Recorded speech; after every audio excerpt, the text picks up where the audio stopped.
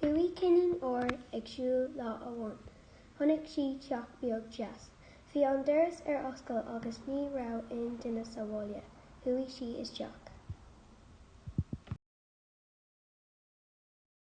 Chonaic sí trí balla leite. Bhláistí an leite sa chéad ceann, bhí sí aonte ar fad. Bhláistí an leite sa dara ceann, bhí sí róte ar fad. Bhláistí an leite sa tríú ceann, bhí sí seo díreach í gceart.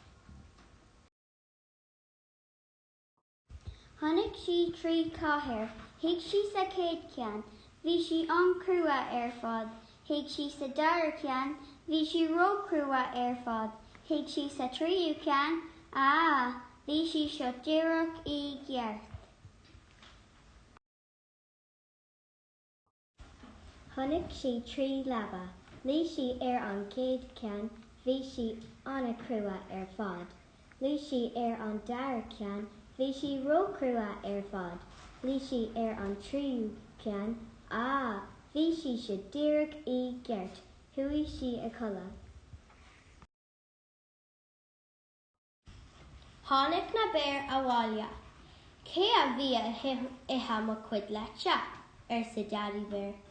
Agus cé a bhí ithe mo cuid leite ar sa Mummy Béar. Bú-hú-hú! Cé a d'ith mo cuid leite ar sa Bobbín Béar. Tá mo cuid leite go léir ithe. Cé a bhí ina hí mo chathaoir ar sa Trí Bhéar. Agus cé a bhí ina hí mo chathaoir ar sa Mummy Béar. Bú-hú-hú!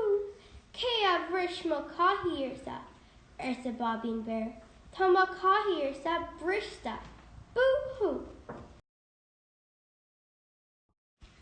Bú-hú-hú! Cé hí sin atá ina coladh i mo labhaise ar sa Bobbín Béar. Is liomsa an labha sin imigh leat go beo. Agus ri Cinnín Óir amach an doras agus thuaidh sí a bhaile go dtí a teach beag féin.